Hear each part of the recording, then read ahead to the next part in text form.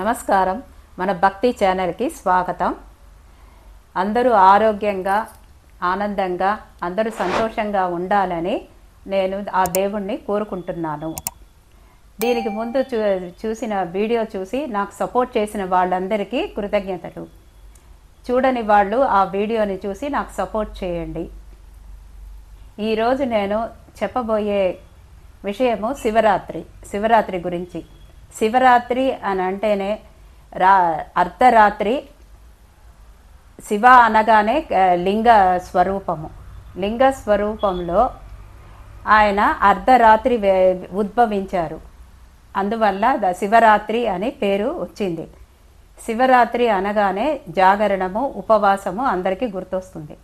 ఉపవాసము అంటే అంటే శివుడికి దగ్గరగా ఉండడం. వాసము అంటే ఆయనకి దగ్గరగా ఉండడము. శివునికి దగ్గరగా ఉండడాన్ని ఉపవాసము అంటారు.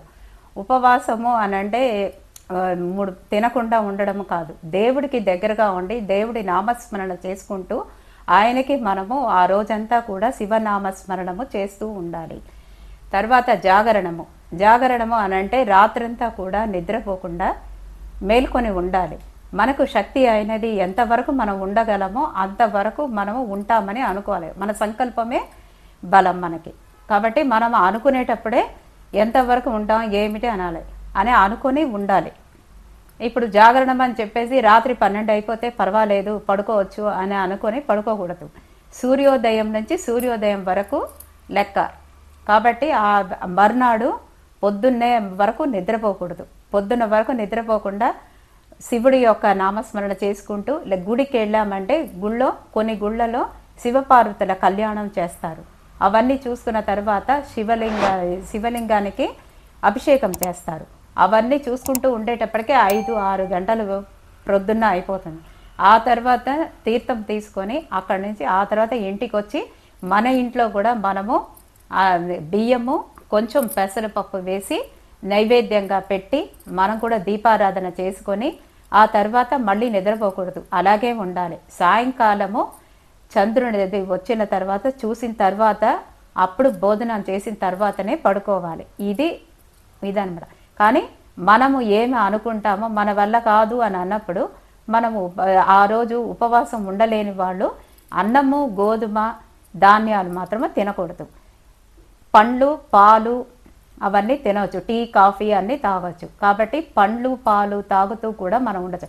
అలానే ఉపవాసం అని చెప్పేసి నీళ్లు కూడా తాగకుండా పూర్తిగా ఉపవాసం కూడా ఉండకూడదు. అది కూడా దోషం. అందువల్ల 2 పండ్లు, కొంచెం పాలు గ్లాసు, అలా 3 పూటలు కూడా తాగుతూ తింటూ ఇలా ఉండాలి. ఇలా చేస్తేనే దానికి శివరాత్రికి మనం ఉన్న ఫలితం ఉంటుంది. ఇది శివరాత్రి రోజు మనం ఉండే నియమాలు, నిష్టలు.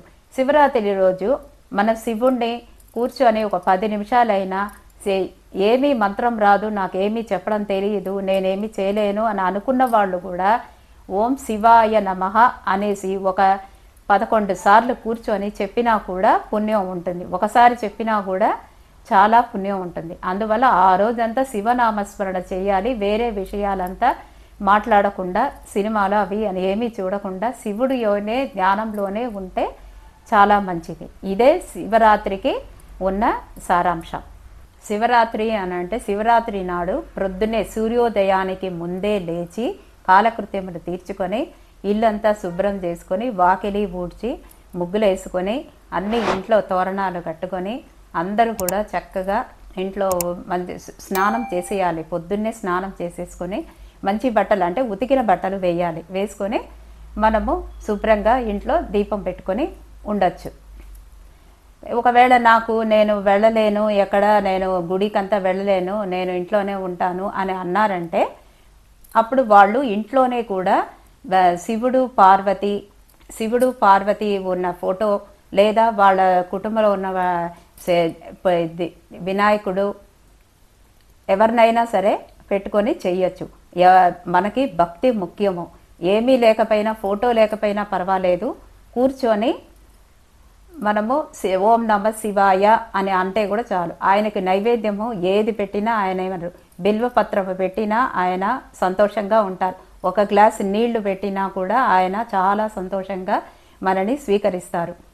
ఇలా మనము అలాగే నేను ఇప్పుడు మీకు అష్టకములు అన్నీ కూడా నేను వీడియోలో పెట్టి ఉన్నాను.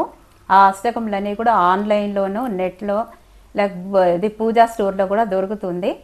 అవి చూసి మీరు ఒకసారి చదివారంటే చాలు, విన్నా చాలు, చదివినా విన్నా రెండిటికి ఒకటే పుణ్యం ఉంటుంది. అందువల్ల మీరందరూ కూడా తప్పకుండా శివరాత్రి నాడు శివుడి గురించి మీరందరూ కూడా ఇవన్నీ చెప్పి అందరూ కూడా బాగుండాలని చెప్పి నేను కూడా ఆ దేవుని కోరుకుంటున్నాను. నన్ను సపోర్ట్ చేయాలంటే సబ్స్క్రైబ్ చేయండి, లైక్ చేయండి, షేర్ చేయండి. నమస్కారం.